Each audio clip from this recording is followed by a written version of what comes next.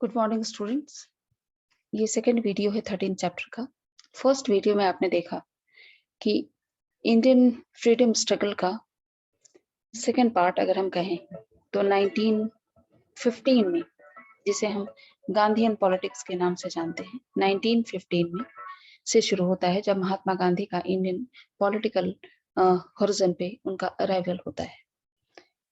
तो 1915 में जब महात्मा गांधी यहाँ आते हैं इंडिया, लगभग 2 दशक के बाद 1893 में जब वो साउथ अफ्रीका जाते हैं और वहां से सत्याग्रह एंड ट्रुथ, ये 2 वेपन्स थे उनके पास, जिसका बहुत अच्छी तरह से उन्होंने एक्सपेरिमेंटेशन किया वहां पे। और 1915 में जब यहाँ आते हैं तो उनके जो पॉलिटिकल मेंटोर होते हैं गोपाल कृष्ण गोखले, वो उनसे कहते हैं कि पहले 1 साल आप इंडिया के हर भाग का आप टूर करिए और यहाँ के लोगों को जानिए, उनकी नीड्स, उनकी रिक्वायरमेंट्स, वो क्या सोचते हैं उसके बारे में आप पता करें। उसके बाद पॉलिटिकली इन्वॉल्व हों यहाँ के मूवमेंट्स एंड प्रोटेस्ट के लिए। तो उस अनुसार 1915 से 1916 तक का जो समय है, महात्मा गांधी भारत को जानने का प्रयास करते हैं। 1916 में उनका पब्लिक अपीयरेंस होता है फर्स्ट टाइम बीएचयू के इनॉग्रल फंक्शन में, जब वो वहां आम जनता से मिलते हैं और अपना परसेप्शन लोगों के सामने रखते हैं।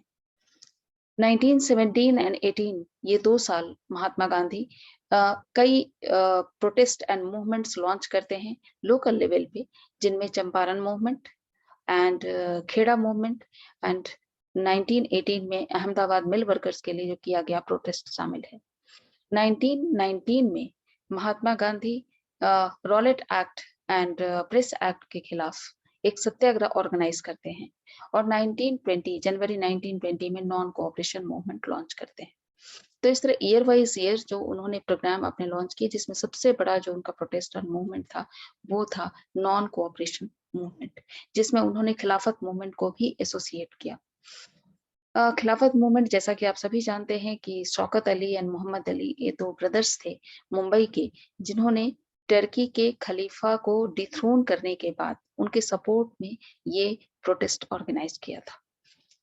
Paris peace treaty, first world war के खत्म होने के बाद पेरिस पीस ट्रिटी ऑर्गेनाइज किया गया और जिसमें टर्की को दोषी ठहराते हुए वहां के खलीफा को, कमाल अतातुर्क को डिथ्रोन कर दिया गया और उन्हें जितने भी 4 इस्लामिक वर्ल्ड थे उनके धर्म गुरु होने का जो प्रभार था उनके ऊपर, वो उनसे छीन लिया गया। और इससे जितने भी इस्लामिक वर्ल्ड के लोग थे वो नाराज थे, क्योंकि ब्रिटेन जो था वो एक मेजर पार्ट था पेरिस पीस ट्रीटी का। तो टर्की के साथ किए गए इस व्यवहार से सारे इस्लामिक वर्ल्ड के लोग नाराज थे और इसीलिए यहाँ इंडिया में ब्रिटेन के खिलाफ शौकत अली और मोहम्मद अली ने खिलाफत मूवमेंट लॉन्च किया था। और महात्मा गांधी ने मुस्लिम हिंदू एकता को कायम रखने के लिए और इन दोनों मेजर कम्युनिटीज को एक साथ लाने के लिए नेशनल लेवल पे उन्होंने नॉन कोऑपरेशन मूवमेंट के साथ खिलाफत मूवमेंट को भी साथ में जोड़ने का और एक साथ ये दोनों मूवमेंट लॉन्च करने का उन्होंने कोशिश की, महात्मा गांधी ने। तो यहाँ पे एक क्वेश्चन आता है कि 1915 के बाद, 1915 में जब महात्मा गांधी इंडिया आए थे तो उस समय यहाँ के लोगों के लिए अननोन फिगर थे। पॉलिटिकली उनका कोई, साउथ अफ्रीका में बहुत सक्सेसफुल रहे थे लेकिन इंडियन पॉलिटिक्स में वो बिल्कुल नहीं थे। तो इन 5 सालों में 1920 तक महात्मा गांधी ने अपने को एक बहुत ही पॉपुलर पॉलिटिकल फिगर के रूप में किस तरह स्टैब्लिश किया, उन्होंने क्या ऐसे काम किए जिससे कि लोग उनसे बहुत ज्यादा प्रभावित हुए और उन्हें एक बेहतरीन पॉलिटिकल मेंटोर एंड फिगर के रूप में मानने लगे। तो ये 8 मार्क्स के क्वेश्चन पूछे जाते हैं बोर्ड एग्जाम में और इसमें कुछ पॉइंट्स आपको डिस्कस करने या लिखने होते हैं, जिसमें फर्स्ट जो पॉइंट आप मेंशन करोगे वो है ट्रांसफॉर्म्ड इंडियन नेशनलिज्म। तो ये माना जाता है कि 1915 से पहले इंडियन पॉलिटिकल होरिजन पे अगर आप देखेंगे तो कांग्रेस का गठन हो चुका था 1885 में। रेडिकल्स, लाल बाल पाल के बारे में आपने सुना पिछले वीडियो में कि ये रेडिकल्स नेता थे और बहुत कुछ करना चाहते थे, इंडिया को फ्रीडम दिलाना चाहते थे, ब्रिटिशर्स की कॉलोनियलिज्म से मुक्ति दिलाना चाहते थे। लेकिन एक नेशनल लेवल पे जो एक कॉम्पैक्ट प्रोग्राम होता है जिसमें सारे देश के लोग जुड़े, ऐसा कोई प्रोग्राम अभी तक लॉन्च नहीं किया गया था। रीजनल लेवल पे सारे लीडर्स अपने-अपने क्षेत्र में काम कर रहे थे, कुछ थोड़े स्वशासी शासन की मांग भी कर रहे थे और स्वदेशी आंदोलन भी 1956 में शुरू हो चुका था। लेकिन नेशनल लेवल पे एक बहुत बड़ा मास मूवमेंट जो कहा जाता है, वो महात्मा गांधी के नॉन कोऑपरेशन मूवमेंट से ही शुरू होता है। तो यहाँ पे महात्मा गांधी ने पूरे देश का जो एक प्लेटफॉर्म, एक स्टेज बनाया और सारे लोगों को इस नेशनल मूवमेंट से जोड़ा, वो एक बहुत ही बड़ा टास्क था हमारे यहाँ के पॉलिटिकल फिगर्स के लिए, पॉलिटिकल लीडर्स के लिए और एक बहुत बड़ी उपलब्धि थी जब पूरे देश के लोग एक साथ इस मूवमेंट में संलग्न हुए, जुड़े और उसमें इम्प्लीमेंट किया उन्होंने। सभी लोगों ने जुड़ करके इनके जो रूल्स थे उसको इम्प्लीमेंट किया। जैसे मैंने आपको पहले भी बताया कि 3 चरण में ये मूवमेंट ऑर्गेनाइज किया जाना था और उसमें 2 चरण सक्सेसफुली ऑर्गेनाइज हो चुके थे, लेकिन तभी वो इंसिडेंट, चौरा-चौरी इंसिडेंट होता है और महात्मा गांधी इस मूवमेंट को कॉल ऑफ कर देते हैं। तो इसके बाद हम देखा कि नेशनल लेवल पे एक मास मूवमेंट ऑर्गेनाइज करने का काम जो था वो महात्मा गांधी ने किया और एक बहुत बड़ी उपलब्धि थी सारे लोगों को एक साथ जोड़ना। उसके बाद हम देखते हैं कि अभी तक जो कांग्रेस थी वो प्रोफेशनल्स एंड इंटेलेक्चुअल्स की का संगठन था। इसमें केवल पढ़े लिखे लोग थे, लेकिन आम जनता का इसमें कोई भी पार्टिसिपेशन नहीं था। महात्मा गांधी के आने के बाद कांग्रेस में आम जनता का पार्टिसिपेशन बढ़ा और ये भी एक बहुत बड़ी उपलब्धि थी। उसके बाद हम देखते हैं कि महात्मा गांधी को एक महात्मा के रूप में जाना जाने लगा। महात्मा, जैसा कि आप जानते हो, एक सेंट लाइफ होता है, एक बहुत ही सादा जीवन जिसमें बहुत ही सरल जीवन जो था महात्मा गांधी ने ऑप्ट किया था। जैसा कि आप आगे देखेंगे कि वो कैसे आम जनता की तरह अपने आप को दिखने की कोशिश करते थे। ही ड्रेस्ड लाइक देम। आम जनता की तरह वो अपने आप को ड्रेसअप करने लगे। 1921 में जब वो साउथ गए तो उन्होंने अपने पूरे बाल उतरवा दिए, सिर मुड़वा लिया उन्होंने अपना और धोती पहनना उन्होंने एक्सेप्ट किया। तो इस तरह वो आम जनता से जुड़ना चाहते थे, इसलिए उनकी तरह उन्होंने पहनावा भी अपना लिया। दूसरा, ही लिव्ड लाइक देम। उनकी तरह ही रहने थे, बहुत ही सरल उनका जीवन था। कोई पॉम्प एंड शो नहीं था उनकी लाइफ में। स्पोक देयर लैंग्वेज और आम जनता की भाषा में बात करना, ये 3 ऐसे कारण थे जिससे कि आम जनता इस मास मूवमेंट से और महात्मा गांधी के साथ जुड़े। Unlike other leaders, he did not stand apart from the common folk. जैसे कि दूसरे लीडर्स कॉमन आम जनता से अलग खड़े होते थे, लेकिन महात्मा गांधी उनके साथ जुड़कर खड़े होते थे, उनके साथ खड़े होते थे, उनके साथ एम्पैथी रखते थे और एक उनकी छवि के रूप में आम जनता की छवि के रूप में आइडेंटिफाई किए जाते थे। So this identification was strikingly reflected in his dress, while other nationalist leaders dressed formally, wearing a western suit or an Indian bandgala. Gandhiji went among the people in a simple dhoti or loin clothes. तो जहां दूसरे जो leaders थे वो बंद गले का suit, coat, tie पहनकर जाते थे, वहां महात्मा गांधी ने सिंपल धोती पहनकर आम लोगों के बीच जाने की सोची उन्होंने और इस कारण ज्यादा से ज्यादा लोग उनसे जुड़ते चले गए। दूसरा जो पॉइंट आप यहाँ पे दोगे कि वर्किंग ऑन द चरखा, एक आम आदमी की नीड क्या है और जो हमारी इंडियन सोसाइटी जो थी वो कास्ट बेसिस पे एस्टेब्लिश थी और जबकि यहाँ पे चरखा, सूत काटना, कपड़े बुनना, ये एक कम्युनिटी का काम था, विवर कम्युनिटी जिसे आप कहते हो। तो महात्मा गांधी ने इस काम को ऑप्ट करके ये उन्होंने प्रूव करने की कोशिश की कि यहाँ कास्ट बार कोई भी काम नहीं है। विविंग करना, सूत काटना, ये कोई विवर कम्युनिटी का काम नहीं है, ये आम जनता का, हर व्यक्ति का, हर इंडिविजुअल का काम है, क्योंकि कपड़े की जरूरत तो हर किसी को पड़ती है। तो कोई एक व्यक्ति ही क्यों, हर व्यक्ति अपने अपने लिए अपना काम करना शुरू करे। तो यहाँ पे वर्किंग ऑन द चरखा, ये बहुत बड़ी उपलब्धि थी महात्मा गांधी की और उन्होंने he spend part of each day working on the charkha. हर दिन वो कुछ ना कुछ सूत काटते थे और उनके साथ जितने भी बड़े बड़े लीडर्स थे उनको भी वो प्रमोट करते थे कि वो भी चरखा पर सूत काटना शुरू करें। So the act of spinning allowed Gandhi ji to break the boundaries that prevailed within the traditional caste system. तो कास्ट सिस्टम के बीच में विवर्स के काम को ऑप्ट करके उन्होंने कास्टिज्म का जो एक बाउंड्री थी उसको ब्रेक करने की कोशिश की। और between mental labour and manual labour, mental labour क्या होता है और मैनुअल लेबर क्या होता है, इसके बीच के फर्क को उन्होंने लोगों को बताया, एक्सपीरियंस किया और दूसरों को एक्सपीरियंस कराया। अगला पॉइंट जो हम डिस्कस करेंगे उसमें है कि Historian Sahid Amin has traced the image of Mahatma Gandhi among the peasants of eastern Uttar Pradesh as conveyed by reports and rumors in the local press.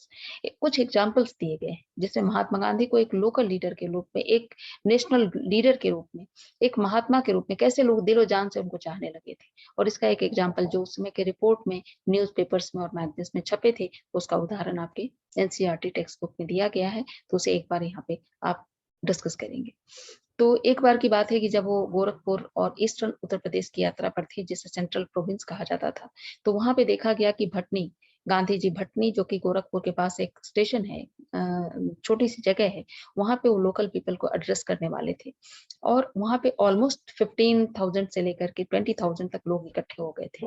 और यहाँ के जितने भी रेलवे स्टेशन थे, नूनखार, देवरिया, गौरी बाजार, चौरा चौरी और कुसमी, ये सारे स्टेशन पे एक पूरा जन समूह उमड़ रहा था महात्मा गांधी के दर्शन के लिए। And Mahatma ji was very pleased to witness the scene at Kusmi, as despite the fact that the station is in the middle of a jungle and there were not less than 10,000 people here. जंगल के बीच में एक छोटा सा station और वहां पे 10,000 से ज्यादा लोग इकट्ठे थे महात्मा गांधी के दर्शन करने के लिए। और ये देखकर महात्मा गांधी बहुत ज्यादा खुश थे, क्योंकि आम जनता उनसे जुड़ रही थी। इसलिए नहीं कि वो एक लीडर के रूप में स्टैब्लिश हो रहे थे, इसलिए कि आम जनता का एक जन समूह उनको चाहने लगा था और वो उनकी सुनने लगा था। तो एक मास मूवमेंट के रूप में वो अपने आप को स्टैब्लिश कर चुके थे। यह देखकर उन्हें खुशी हो रही थी। देवरिया में बताते हैं कि पीपल वांटेड टू गिव भेंट, डोनेशन देना चाहते थे। इस नेशनल मूवमेंट को इम्प्लीमेंट करने के लिए पैसों की जरूरत होती थी, और उसके लिए आम जनता कुछ ना कुछ, जो भी उनके पास बचत का कुछ हिस्सा था, जो महात्मा गांधी को भेंट करना चाहते थे। लेकिन उन्हें कहा गया कि वो गोरखपुर में ये भेंट उन्हें समर्पित करें, उन्हें दें। लेकिन उसके पहले ही चौरा चौरी में एक मारवाड़ी जेंटलमैन होते हैं, जिन्होंने उनको कुछ भेंट दिए, और उसके बाद तो जैसे लड़ी लग गई, बिल्कुल लाइन लग गई। एक चादर बिछा दिया जाता है और उसके ऊपर कॉइन्स एंड नोट्स एंड जो भी जिसके पास होता है वो भेंट करता है, नेशनल स्ट्रगल को कंटिन्यू रखने के लिए। तो बहुत कितनी बड़ी देशभक्ति का जज्बा था लोगों के पास, कि बहुत गरीब लोग थे, बहुत कम बचत का हिस्सा था उनके पास, लेकिन वो देना चाहते थे, कुछ ना कुछ अपना कंट्रीब्यूट करना चाहते थे। और कहा जाता है कि it was a site outside the Gorakhpur station, the Mahatma was stood on a high carriage and people had a good Darshan of him. Gorakhpur में जब लोगों की भीड़ उनकी तरफ बढ़ने लगी, तो उन्हें एक ऊंची गाड़ी पर खड़ा कर दिया गया, महात्मा गांधी को, और लोग उनके दर्शन देने के लिए, कुछ दर्शन लेने के लिए वहां पे रुके, आए और उनसे मिले। अब हम देखते हैं कि कैसे उनको एक नेशनल लीडर के रूप में, एक जो दूसरा पार्ट हम देखते हैं कि मिराकुलस पावर, कई लोग ये सोचने लगे थे कि महात्मा गांधी में कोई चमत्कारी शक्ति है, कि वो डिवाइन पावर है उनमें, जो वो ब्रिटिशर्स को यहाँ से भगाने में कामयाब हो जाएंगे। और ये एक र्यूमर था, लोगों का विश्वास था, फेथ था, ट्रस्ट था महात्मा गांधी के ऊपर। और इस कारण से वो समझने लगे थे कि कोई चमत्कारी शक्ति है इनके अंदर, कोई डिवाइन पावर है। और उसके भी कुछ एग्जाम्पल आप देखिए यहाँ। तो कई जगह पे ये देखा जाता था कि कई लोग सोचते थे कि महात्मा गांधी को किसी राजा ने भेजा है कि वो पीजेंट्स एंड वर्कर्स के ग्रीवांसेस को, उनकी जो शिकायतें हैं उनको पूरी करेंगे, और उनके पास कुछ ऐसे पावर है जिससे कि वो सब लोगों की इच्छाओं को पूरा कर देते हैं। उसी तरह से गांधी जी के पावर, ये माना जाता था कि जो ब्रिटिश पावर है उससे कहीं सुपीरियर पावर है महात्मा गांधी का, और इंग्लिश मोनार्क्स से ज्यादा उनके पास पावर है, और वो कॉलोनियल रूलर्स को यहाँ से भगाने में कामयाब हो जाएंगे। There were also stories reporting dire consequence for those who opposed him. ये माना जाता था कि गांधी जी को जो क्रिटिसाइज करेगा या जो उनकी कहा नहीं मानेगा, उसका कुछ ना कुछ बुरा होगा, ऐसा र्यूमर था लोगों में। और कई बार ये कहा जाता था कि कई लोगों ने महात्मा गांधी को क्रिटिसाइज किया और ये देखा कि उनका जो घर है वो बुरी तरीके से, रहस्यमय तरीके से लड़खड़ा करके गिर जाता है, भूकंप आ जाता है, ऐसा कुछ होता है, उनका घर टूट जाता है, उनको जो फसल है वो खराब हो जाती है। तो ऐसे कुछ रूमर्स थे जो लोगों को पता था। उसी तरह से लोग महात्मा गांधी को गांधी बाबा, गांधी महाराज, महात्मा कहने लगे थे। और जैसा कि जानते हो कि उनका जो सेंट लाइक जीवन था, लाइफ था, बहुत ही एसेटिक लाइफ, उससे लोग बहुत प्रभावित हुए थे और ये समझने लगे थे कि उनकी कोई डिवाइन पावर है। तो एक क्वेश्चन 3 मार्क्स का यहाँ और आता है कि ऐसे कौन से मिराकुलस पावर महात्मा गांधी में देखने को मिले थे। तो वो भी आप यहाँ पे देखिए कि बहुत सारे ऐसे लोगों में ये धारणा थी कि महात्मा गांधी के पास कोई मिराकुलस पावर है। और कहा जाता है कि 15 फरवरी को महात्मा गांधी के बारे में कई लोग ये कहते हैं कि वो उनमें तब विश्वास करेगा जब उनका किसी का ऐसा शुगरकेन बनाने की कोई फैक्ट्री रही होगी और वहां वो उसने कहा कि मेरा जो ये शुगर केन का जो लिक्विड है, रस है, जूस है, उससे भरा हुआ जो अ, कड़ा होता है, वो अगर टूट जाए, तो मैं समझूँगा कि महात्मा गांधी में कुछ डिवाइन पावर है। और जैसा ही उसने सोचा, उसका वो जो कड़ा था, वो जो बर्तन था, वो टूट जाता है और वो मानने लगता है कि हाँ, महात्मा गांधी में कुछ ना कुछ मिराकुलस पावर है, डिवाइन पावर है। आजमगढ़ के किसान के बारे में कहते हैं कि उसने कहा कि महात्मा गांधी की प्रामाणिकता में वो विश्वास करेगा, जब उसके खेत में लगाए हुए गेहूँ तिल में बदल जाएँगे। और ऐसा उसका सोचना था और उसके खेत में जो गेहूँ लगा था वो तिल में बदल गया। तो ये ऐसे कोई घटना हुई नहीं थी, लेकिन ऐसे र्यूमर लोगों में फैले हुए थे कि ऐसे कुछ पावर हैं, ऐसे लोगों के साथ घटनाएँ हुई हैं और लोग महात्मा गांधी को एक चमत्कारी व्यक्ति मानने लगे थे। और चमत्कार कौन करता है? जिसमें डिवाइन पावर होता है।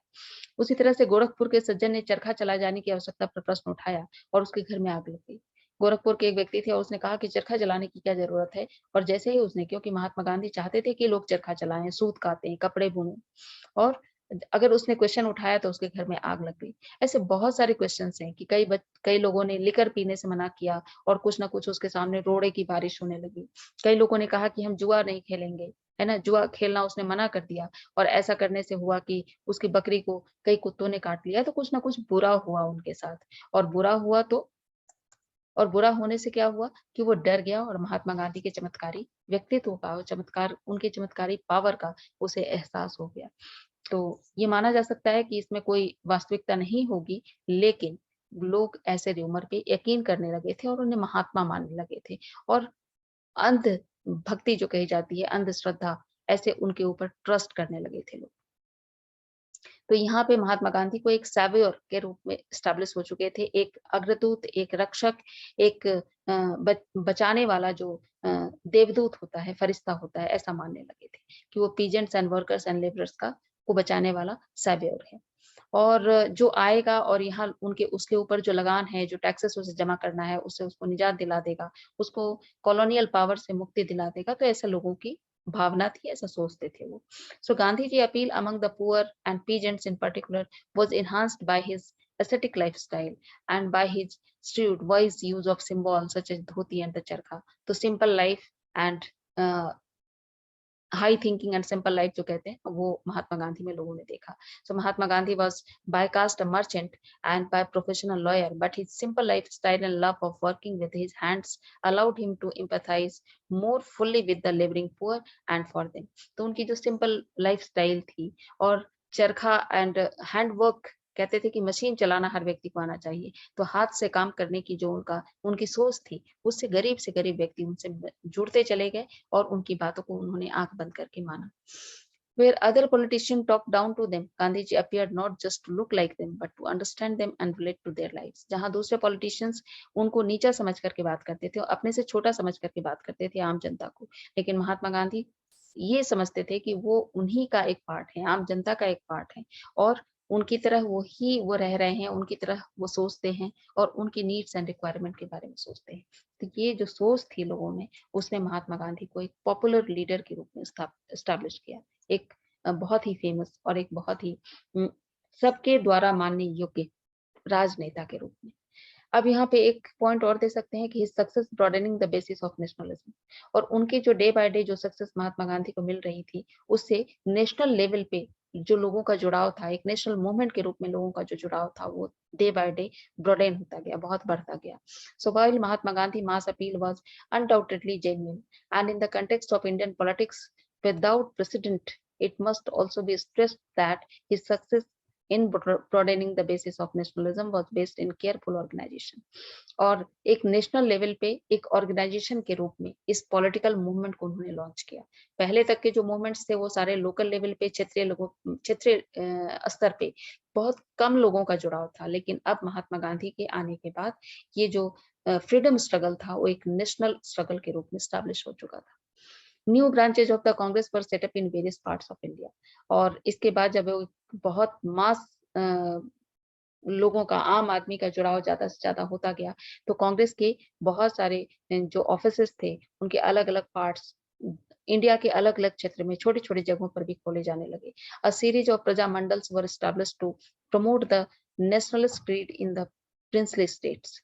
जितने भी प्रिंसली स्टेट्स थे, वहां पे पॉलिटिकल इशू को डिस्कस करने के लिए, पॉलिटिकली लोगों को अवेयर करने के लिए प्रजामंडल की स्थापना हुई और उसकी एक सीरीज हर प्रिंसली स्टेट्स में एस्टैब्लिश किए गए। फिर Gandhi ji encourage the communication of the nationalist message in the mother tongue. Mahatma Gandhi ने लोगों को प्रमोट किया कि जितने भी नेशनलिस्ट मैसेज हैं वो मदर टंग में दिए जाने चाहिए, rather than the language of rural English. English में किसी को मैसेज देने की जरूरत नहीं है, जो भी क्षेत्रीय लेवल पे जो भी उनकी भाषा है, उनकी अपनी भाषा में मैसेजेस हम कम्युनिकेट करेंगे और इसे प्रोक्लेम करेंगे और साथ में लोगों को बताएंगे। Thus, the provincial committee of the Congress were based in linguistic region rather than on the artificial boundaries of British India. तो हर जगह पे उनकी क्षेत्रीय भाषा में उनको मैसेज देने की व्यवस्था की गई। In these different ways, nationalism was taken to the farthest corners of the country. और ये सारे तरीके थे जिसके कारण कांग्रेस एंड यहाँ की जो पॉलिटिकल एक्टिविटी थी वो देश के कोने कोने में फैल गई and embraced by social groups previously untouched by it. और सोशल ग्रुप्स से जुड़े हुए लोग जुड़े जो कि इसके पहले के जो मूवमेंट्स थे उसमें ऐसा नहीं था। Then by now among the supporters of the Congress were some very prosperous businessman and industrialist. तो अभी तक जितने भी मूवमेंट्स जो अभी तक की जो सिचुएशन था उसमें था कि बिजनेसमैन अभी महात्मा गांधी के साथ पीजेंट्स भी जुड़े और इंडस्ट्रियलिस्ट भी जुड़े। और जैसा कि आप जानते हो कि दोनों के जो इच्छाएं हैं, दोनों की जो डिजायर है, पीजेंट्स की जो डिजायर है और इंडस्ट्रियलिस्ट की जो डिजायर्स हैं, वो दोनों बिल्कुल डिफरेंट है। उन दोनों के बीच में एक बहुत बड़ा गैप है। लेकिन यहाँ महात्मा गांधी के मूवमेंट्स के साथ पीजेंट्स भी उनके सहयोगी थे, सपोर्टर थे और इंडस्ट्रियलिस्ट भी उनके सपोर्टर थे। और जैसे कि आप देखेंगे कि यहाँ के बड़े बड़े इंटरप्रेन्योर्स जो कहा जाता है, जीटी बिरला, वो नेशनल मूवमेंट को सपोर्ट कर रहे थे।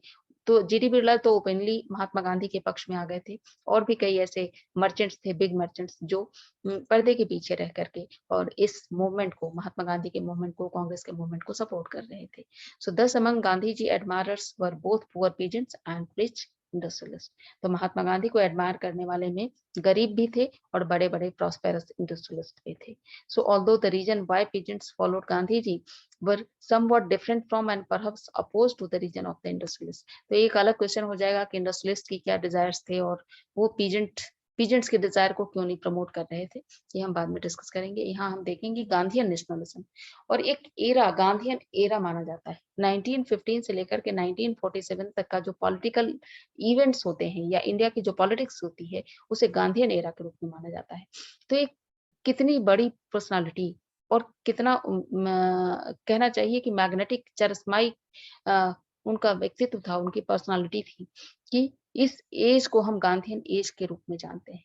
हर किसी के, जैसा कि पहले भी बताया गया कि किसी भी फ्रीडम स्ट्रगल के साथ एक व्यक्ति का नाम जुड़ता है और वो महात्मा गांधी थे जिनका नाम, जिनकी कंट्रीब्यूशन इस देश के लिए सबसे ज्यादा था और उनके नाम के कारण ही इस एरा को गांधीयन एरा के नाम से जाना गया।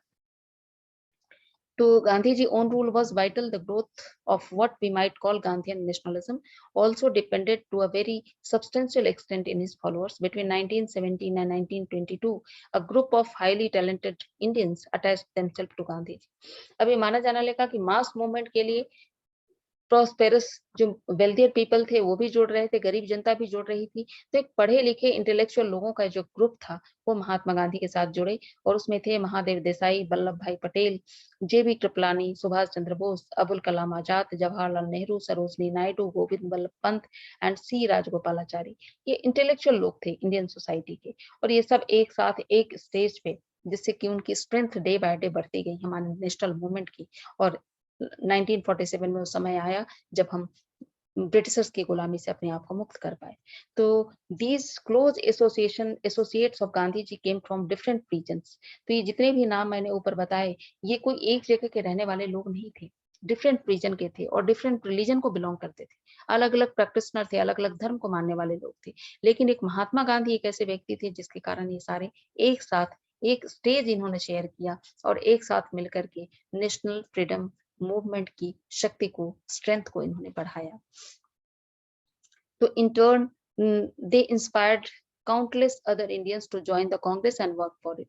और इनके जुड़ने के बाद बहुत सारे और जो दूसरे लोग थे वो भी देख करके इस कांग्रेस के मूवमेंट और नेशनल मूवमेंट के साथ जुड़े।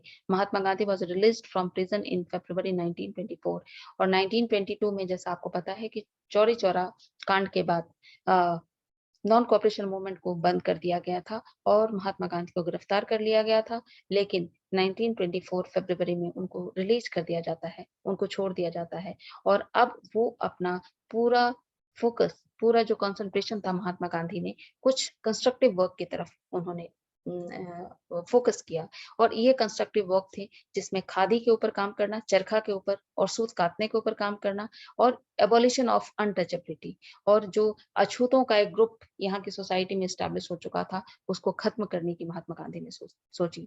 क्यों सोची? ये सारे नेशनल मूवमेंट को छोड़ करके, तो उनका ये मानना था कि हम अपने समाज को तब तक हम फ्रीडम नहीं दिला सकते। अंग्रेजों से तो हम फ्रीडम दिला देंगे, लेकिन सामाजिक बुराइयों से इनको फ्रीडम कौन दिलाएगा? तो उसमें सामाजिक बुराई में एक सबसे बड़ी जो बुराई थी वो अनटचेबिलिटी की थी और इसके लिए महात्मा गांधी ने हरिजन नाम दिया उन्होंने। हरिजन यानी ईश्वर का ईश्वर की संतान। उसी तरह से अनटचेबिलिटी के लिए उन्होंने बहुत लोकल लेवल पे और राष्ट्रीय स्तर पे उन्होंने काम किया। उसके साथ-साथ उन्होंने इंडिया के लोगों को सेल्फ रिलायंस की तरफ, सेल्फ रिलायंट की तरफ प्रवृत्त किया कि हमें अपने आप में क्या होना चाहिए, अपने आप में हम कैपेबल हों कि अपने सारे काम हम कर सकें, self reliant. Hence his stress on the significance of wearing khadi, और इसीलिए उन्होंने खादी पहनने के ऊपर जोर दिया rather than mill made cloth imported from overseas. उसकी बजाय कि हम बाहर के बने हुए कपड़े, मिल के बने हुए कपड़े पहने, हम अपने हाथ से बने हुए कपड़े और खादी को ही यूज करें और खादी ही पहने। तो ये सारे ऐसे कारण थे जिसने महात्मा गांधी को एक जनवादी नेता के रूप में, एक पॉपुलर फिगर के रूप में प्रूव किया और महात्मा गांधी एक नेशनल लेवल, इंटरनेशनल लेवल के फ्रीडम फाइटर और एक फिगर के रूप में स्टैब्लिश हुए। That's all for today. Thank you so much everyone.